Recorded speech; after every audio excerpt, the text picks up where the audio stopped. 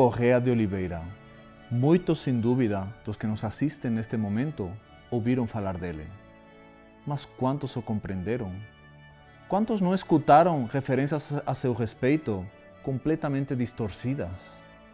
Neste programa, que nasce hoje na TV Arautos, Conselhos de Pai, Palavras de Fundador, queremos trazer a lume a verdadeira figura de Plínio Correa de Oliveira. Quem foi ele?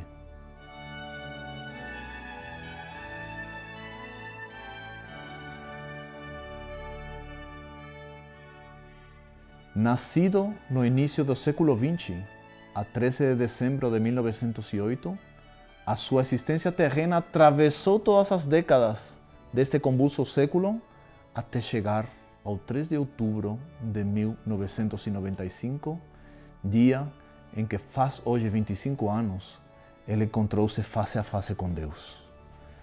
E o que foi a sua existência?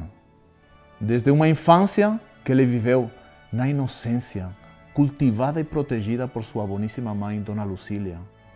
Uma juventude na qual ele empenhou-se com ardor na defesa da Santa Igreja, numa época em que ela ia sendo abandonada por todos, especialmente pelos mais jovens. Depois, ele foi o deputado mais votado da sua época para defender a Santa Igreja na Câmara. Mais adiante, ele viria a fundar um movimento em defesa dos princípios da civilização cristã, numa época em que a crise do mundo ia abandonando completamente esses princípios. Ele foi perseguido, ele foi traído, ele foi caluniado tantas vezes, mas, sobretudo, ele foi fiel a esses princípios aos quais ele tinha entregue a sua vida até o final dos seus dias. Muito mais, além de fundar uma instituição, ele, sobretudo, fundou uma escola e criou um grande conjunto de discípulos que se embeberam do seu espírito. E assim, quando ele foi se encontrar com Deus no ano de 1995, alguém tinha de dar continuidade a esse espírito, a esse tipo humano, a essa escola de santidade que ele tinha fundado. E é aí que encontramos o sentido deste programa que hoje começa. Porque quem seria a pessoa mais adequada para nos falar a respeito de Plínio Correa de Oliveira? Nós vamos pesquisar na internet e nos encontramos nos últimos anos, nas últimas 2, 3 décadas, uma grande quantidade de obras e maior quantidade ainda de referências a este grande pensador católico, a este varão que atravessou o século XX com seu profetismo, mas quantas delas pegam apenas um aspecto da sua rica personalidade e centralizam a sua visão apenas nesse aspecto. Outros apresentam sua figura por uma perspectiva completamente distorcida, que nada tem a ver com a realidade. Por quê? Porque o odiaram ou bem não o conheceram. Muitos outros nem sequer acertam a se aproximar de compreender quem foi essa figura. Quem poderia nos apresentar com maior riqueza a verdadeira visão de Plínio Correa de Oliveira? Sobretudo, qual é essa visão? A verdadeira visão de um homem é aquela que Deus tem desse homem. É a visão que Deus tem dessa pessoa em função da sua missão e vocação. E quem pode nos dar essa visão a respeito de Dr. Plínio é Monsenhor John Sconamiglio Cladias, pai e fundador dos Arautos do Evangelho.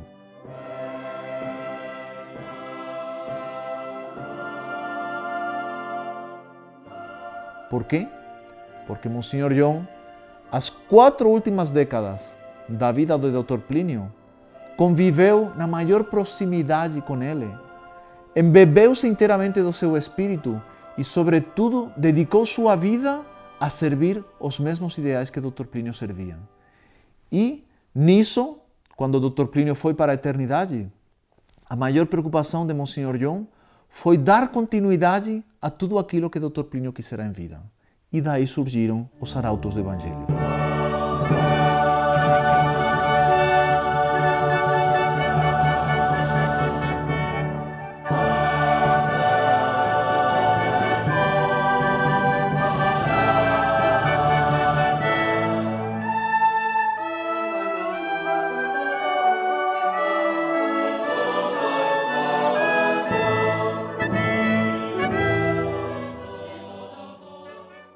quem mais do que ele, quem mais que Monsenhor John seria a pessoa indicada para nos apresentar o pensamento, a vida, a obra, a figura de Plínio Corrêa de Oliveira? Ninguém. Sobretudo por um aspecto muito especial. Monsenhor John, desde jovem, conheceu o Dr. Plínio com 16 anos, encantou-se com a sua figura, o admirou, procurou nele o reflexo das virtudes e da santidade de Deus, de Nossa Senhora, e ali encontrou o caminho para a sua própria santificação. Mas com o passar dos anos, depois desse primeiro movimento de admiração e de entrega a Dr. Plínio, que se concretizou na consagração a Nossa Senhora nas próprias mãos de Dr. Plínio, que Monsenhor John fez no ano de 67, mais adiante Monsenhor John aprofundou os seus estudos teológicos, com grandes mestres da teologia em Roma, dominicanos de Salamanca, outras figuras, e ele teve uma verdadeira revelação. Por quê? Porque ele viu que aquilo que a teologia católica ensina a respeito da santidade, a respeito dos dons do Espírito Santo, a respeito das virtudes, estava perfeitamente encarnado naquele que considerava seu mestre, seu pai espiritual, seu senhor, seu fundador, que era Dr. Plínio. E aí ele entendeu. Dr. Plínio é, em realidade, uma manifestação da catolicidade da Santa Igreja posta no homem. Ele teve, Deus se conta, Monsenhor John, uma verdadeira experiência mística do que é a Santa Igreja no seu interior. Ele chegou a afirmar de si mesmo: não sou eu mais quem vivo, mas é a Santa Igreja Católica que vive em mim. Parafraseando o grande apóstolo São Paulo, que dizia: não sou eu quem vivo, mas é Cristo que vive em mim. Dr. Plínio de tal maneira teve uma experiência do que é a Santa Igreja, que ele sentiu que a Igreja vivia dentro do seu interior, por causa da sua catolicidade. E é aqui que nós queremos mostrar, neste novo programa da TV Arautos, a riqueza incomensurável dessa figura de Plínio Corrêa de Oliveira através do seu pensamento. Dr. Plínio vai nos falar de teologia, de filosofia, de doutrina católica, vai nos falar da natureza, vai nos falar das artes, vai nos falar da civilização cristã, dos temas os mais variados possíveis, sempre do prisma da sua completa catolicidade. Ele tudo via em função de Deus e em função da sua Santa Igreja.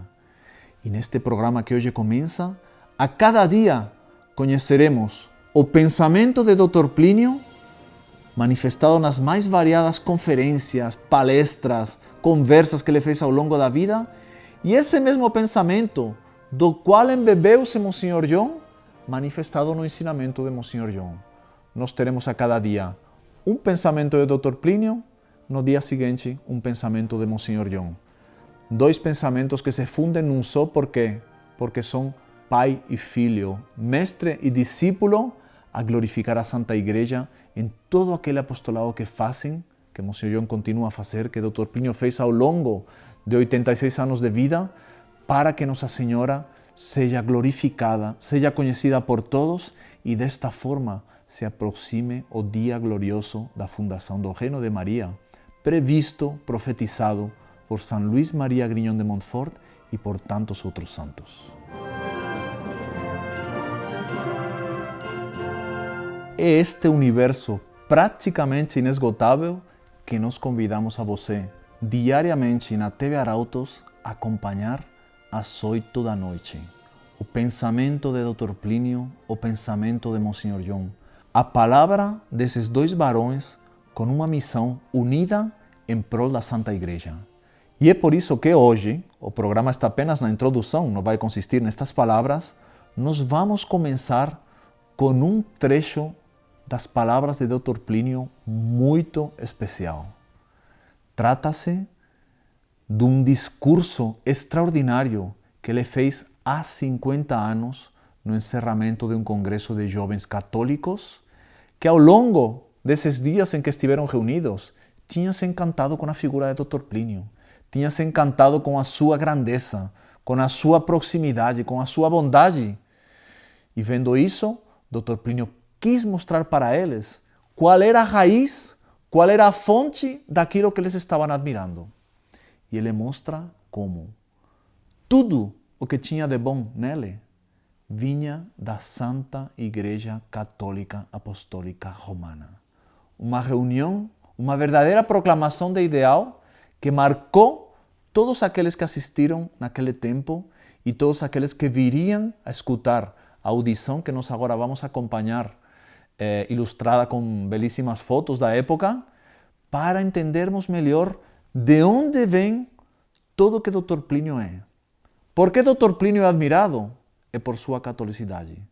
Por que Dr. Plínio é caluniado e odiado por seus inimigos? Por sua catolicidade. Por que Dr. Plínio foi quem foi, tão grandioso e tão, se nós anteciparmos ao julgamento da Santa Igreja, tão santo? Por causa da sua catolicidade. É isso que nós poderemos agora testemunhar escutando essas palavras saídas do mais fundo da alma, do mais fundo do coração e que começamos a escutar agora.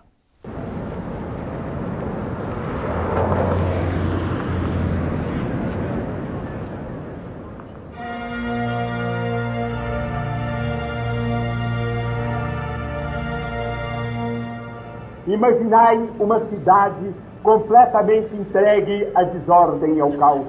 Uma cidade de cujo barulho confuso partem cacofonias de toda espécie. Uma cidade em meio a cujas cacofonias urram a blasfêmia e a imoralidade.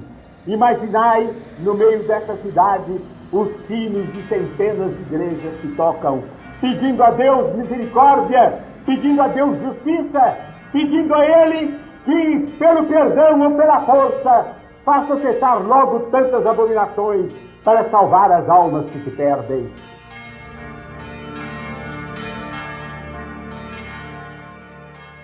Imaginai esses sinos que sobem, tangidos por mãos fiéis e que tentam dominar a cacofonia blasfema da cidade.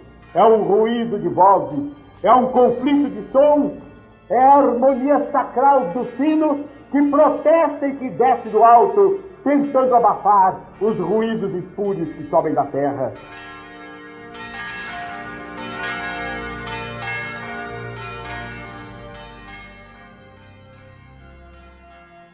No meio desta luta, vão envelhecendo os primeiros batalhadores, vão morrendo de cá e de lá.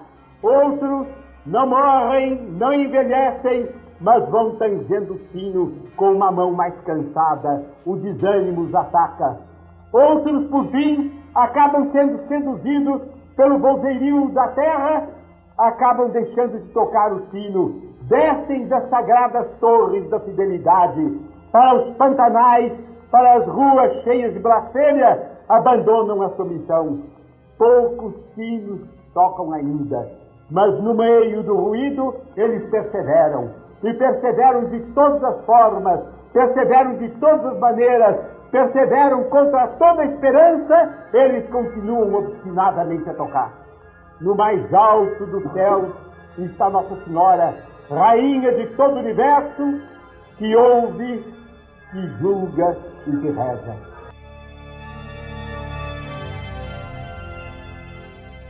É esse momento em que Nossa Senhora intervém. E no meio desse clamor geral, desses brados de angústia que saem do pecado, desses brados de revolta que se evolam da luxúria e do egoísmo e do orgulho, no meio de tudo isso, Nossa Senhora dota esses sinos de uma sonoridade sobrenatural. Começam eles, então, a encontrar eco. Começam no meio da cidade revolta, aqui, ali e acolá, uma ou outra voz impressionada que diz: isso não pode continuar. Há um sino que diz uma coisa diversa. Há um sino que me convida para algo de diverso dessa cacofonia. Dar-me-ei a voz desse sino. No meio da confusão eu o procurarei. Eu me colocarei junto a ele. Eu ali encontrarei um caminho para mim. Homens, vinde seguir-me. E de todo lado começam, de cá, de lá, de acolá, pequenos núcleos na escuridão e na vastidão da catástrofe, que se aglomeram, que se conhecem, que se articulam, que se unem, que chegam à parte da cidade onde alguns campanários ainda tocam, que ali se reúnem e que começam a luta da reconquista, que começam o trabalho que faz cessar toda espécie de desordem, impunham o gládio da palavra, começam a penetrar nas almas, multidões que nada faziam, uns dormiam, outros choravam, poucos rezavam, mas ligados uns aos outros, eles que começam a lutar, eles que começam a reagir. Nossa Senhora reuniu o seu primeiro exército.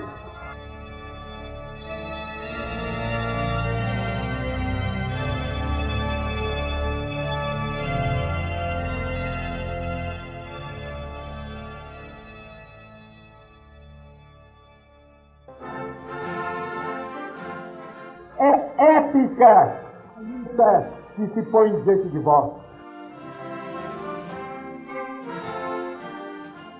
Como ovelhas no meio dos lobos, vós ides anunciar a verdade, vós ides pregar o bem, vós ides pelo vosso exemplo combater o mundo inteiro que se entregou ao mal, que se entregou ao erro, que se entregou à extravagância, que se entregou à depravação. O choque será imenso, a prova será dura, ela vos assaltará não só no momento que estiverdes nas ruas ou em meio aos vossos colegas de estudos ou de trabalho, mas até, por vezes, e como dói dizê-lo, no recesso sagrado do lar. E se fosse só isso, mas no recesso 3 vezes sagrado do templo, vozes se farão ouvir, para que se dissipe em vossos ouvidos e em vossas almas a lição recebida, para que se apague o ideal que foi acendido, para que se renunciem aos planos que foram feitos. E é por causa disso, e eu disso estou bem certo, muitos de vós sentis nesse momento uma angústia que chegará a vos apertar o coração.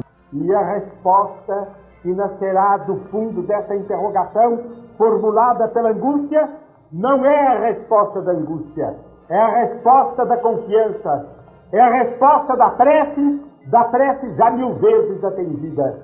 Nesse momento, Nossa Senhora do mais alto dos céus baixa com seus anjos. É nesse momento que ela intervém e que ela dissipa os maus. E nesse momento que ela instaura a sua glória. Quando a sua glória começa, quando o seu reino começa a brilhar entre os homens, o mesmo sino está tocando. É o mesmo sino do começo da reação, que traz o timbre dos sinos tocados nas épocas anteriores de glória e de paz. É o sino que é o eco fidelíssimo das vozes anteriores que na aurora do reino de Maria toca o som de todos os tempos, toca o som de todas as lições da Santa Igreja Católica Apostólica Romana, não só prolongando o passado, mas dando um timbre do mais radioso e do mais belo dos futuros.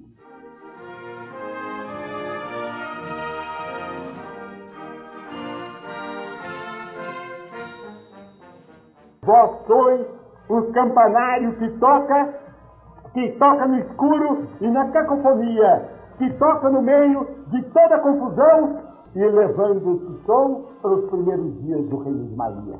Nesta missão tão bela, dada a cada um de vós individualmente, nesta missão que no momento bate na porta de vossas almas para vos convencer e para vos acender, nesta missão, ainda que os céus se devessem abrir e que os anjos devessem descer em forma visível para defender a vossa fidelidade, nesta missão a graça não vos faltará. Sede fiéis, sede valorosos, e vós voltareis cantando alegres as vitórias que por vós Nossa Senhora conquistou.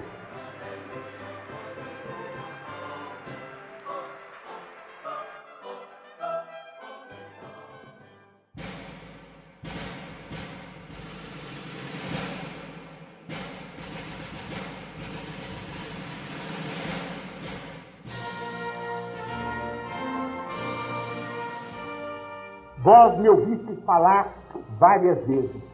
Vós me ouvistes falar ainda nesse momento. Vós jamais ouvistes de mim a seguinte frase: eu elaborei uma doutrina. Eu construí um pensamento. Eu fundei uma escola. Eu fiz isso, eu fiz aquilo. Tudo quanto eu tenho feito em minha vida, eu tenho apresentado. E por um dever de justiça, na alegria e no entusiasmo exultante de minha alma eu tenho apresentado, no reconhecimento e na gratidão eu tenho apresentado, como sendo doutrina da Santa Igreja Católica Apostólica Romana.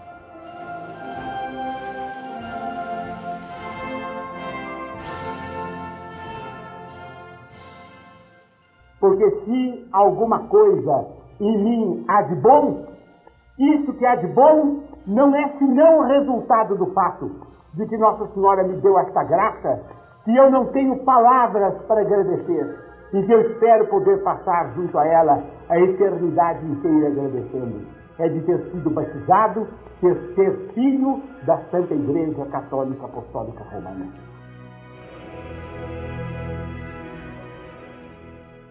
A doutrina que eu dou é uma exposição da doutrina da Igreja.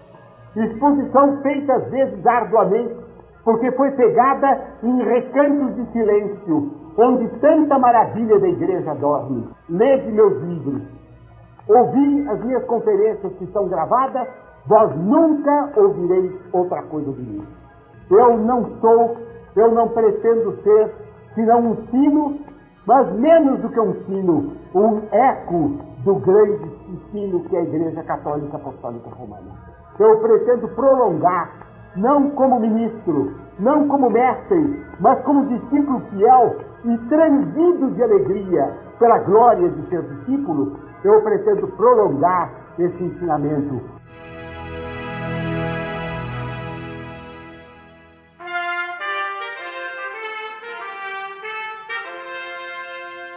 Nós somos o eco que no meio da batalha prolonga a voz do sino, leva para longe a voz do sino, fala ouvida por toda parte, que é até mesmo a dor quando o sino se calou, porque o eco continua quando o sino silencia. Essa é a fidelidade do eco, eco que morre a partir do momento em que ele deixa de repetir. Meu desejo na vida não é senão repetir aquilo que eu ouvi da Santa Igreja Católica Apostólica Romana.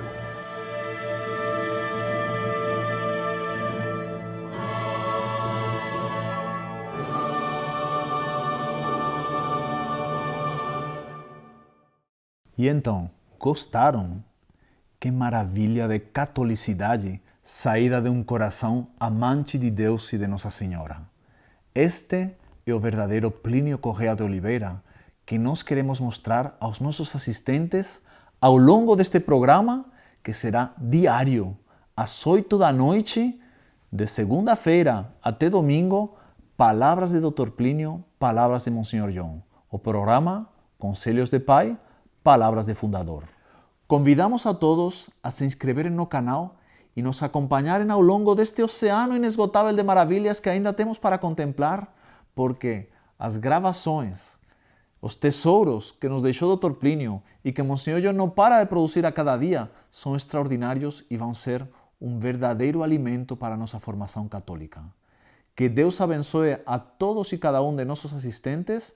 Os esperamos nos outros dias. Salve Maria!